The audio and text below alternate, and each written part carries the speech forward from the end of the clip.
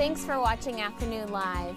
A couple years ago, workers made headlines by quiet quitting their jobs. Now, some people are applying the same principle to friendships. Here to explain what this means and why it might actually be beneficial for some, we welcome back personal growth strategist and author of Build Your Village, Florence Ann Romano. Great to see you. Hi, my friend. So good to see you. Thanks for having me back. So let's talk about the concept of quiet quitting first and kind of how we first learned about it and how it kind of can apply to relationships now. We've talked about it on the show before, and now it's taking on kind of a rebrand. It was, again, made headlines by kind of corporate America. It was this idea that you were going to kind of do the bare minimum, and you're going to apply those same principles here to your friendships and relationships, because as you evaluate these relationships, the idea of quiet quitting for Gen Z is that maybe these friendships aren't bringing you joy anymore or fulfillment, or you're opting to distance yourself from these people because you no longer feel, again, you're being nourished by it, but also feel that maybe it's become more of an obligation. So now we are quiet quitting.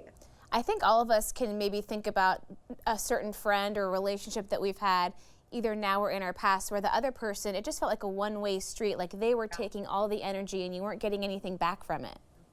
I had a conversation recently with a girlfriend where she said to me, you know what, Florence Ann, I feel like this person that we were talking about, they no longer really know me, but the harder part is I feel like they don't want to really know me anymore. And I think that's also a piece of this too. As we evolve in our lives, as we grow, hopefully that's what we do as human beings. We continue to grow and become who we're becoming. You may grow out of relationships. And I think people are afraid that that is equating you or the relationship to failure.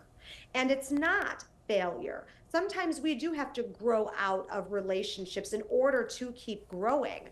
And so if we can kind of take a step back, take that 20,000-foot view and say, okay, this is what I learned. This is the season of life that I had this relationship, and I'm able to walk away from it with some closure or some understanding of what that relationship served. But sometimes we get caught up in the emotion too much, and then that keeps us from being able to grow and to move on in a way that is mature and also healthy for ourselves. Yeah, it can be tough to see through all those competing feelings sometimes. Let's talk about quality over quantity. You don't have to have 100 acquaintances. You can have a few good friends and really get so much more value out of that. Right. You showed my book before I popped on the screen. So Build Your Village. It's one thing I talk about in the book all the time is it's quality over quantity. You know, I know so many people that have unbelievable social calendars. They're so busy and they love to tell you how busy they are. And I'll tell you what, they are some of the loneliest people I know. Because just because you have this unbelievable social calendar and you know all these people, it doesn't mean you're actually being fulfilled. It doesn't mean it's bringing you joy.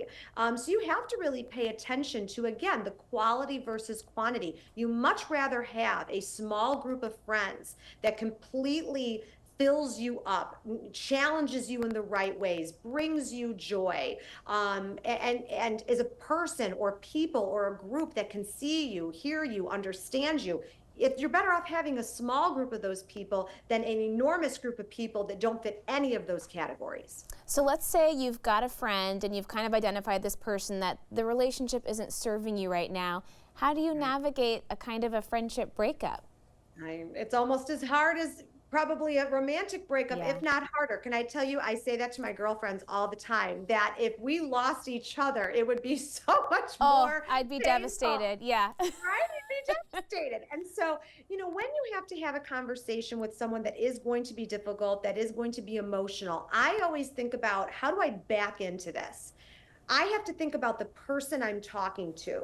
And hopefully this is a friend you've had for some time, at least you know them well enough to know how they think about things or process things. Think about how it is that you address things with them, and then think about how are they going to receive this information?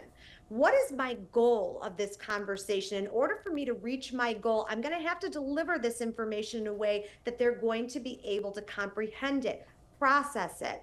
So think about it that way first, and then start to rehearse kind of that script in your head of, okay, here are my talking points. This is how I'm going to deliver it. But also making space for that person to have a conversation with you. You're not the only one here in this conversation. You have to know that you're going to have to participate in a give and take. And then also realize that you can say what you mean and not say it mean. That is so true. And it's okay if it's not perfect. It might be a little bit messy. This is kind of a new territory that some of us are navigating for the first time. And again, emotions are always okay. They're more than okay. They're what make us human beings. What becomes an issue with emotion is when the reaction is inappropriate or disrespectful. So the feeling is never wrong. The reaction is what can be. Okay, so let's say you've quiet quit on a couple of friendships, but you do want to build back a village of people that do support you. Where do you look? Where do you turn to in that moment? My first piece of advice, always, no matter why you're building a village or if something burned down or you've moved to a new city and you're starting over, I always say philanthropy is the answer. Go in good old Google, think about what makes your heart beat. Find a way to give back in the world. Two birds with one stone. You're going to be able to do something that's going to be a ripple effect of compassion in the world. And also, you're going to meet people who are like minded and have similar values. And you're going to all of a sudden have a new community, have a new village. I love that. What a great place to start in finding people with big open hearts like you have. Tell me more about some of the villagers and things to look for and building back your tribe. Well, in my book, I have 6 archetypes of villagers that I describe. And one of my favorite that I want to mention is the healer. And the healer to people always seems like, okay, this is someone that's going to fix me. And that's not what this person's role in your life is. They're there to walk through it with you, whatever the it is in your life. They're your North Star. They're your home base, but they're not there to fix you or the situation. And I think that's a very important note for people when placing expectations onto friendships. You're never looking for someone to fix you again or fix the situation. They're there to walk next to you through it, and that is more valuable than anything else in the world. That's a super valuable friend to have. And you can have a primary village and a secondary village as well. Yeah, the primary village can be your best friends, it can be your family, it can be your cousins, but then the secondary village, people always laugh when I say this, but this could be your barista. It could be the person you walk in, see every day at your coffee shop that gives you that caffeine fix, and you know everything about that person. They're married, children, hobbies, they just came back from vacation, goals that they have, bucket list items. It's amazing what you find out in people in this kind of peripheral place in your life. And also secondary villagers can be during moments of crisis. There's a loss in the family or a divorce or something like that, and they're kind of this village that comes in again during those moments of crisis that maybe aren't going to be there as a consistent place in your life. Maybe they're more temporary, but it doesn't mean they don't have value. It's always so fun talking to you about this stuff. Thank you so much for spending some time with us today. Thank you. It's always a pleasure, always so fun to be with my girlfriend. Great to see you. The book again is Build Your Village. We'll have more information about the book and Florence Ann on our website at katu.com.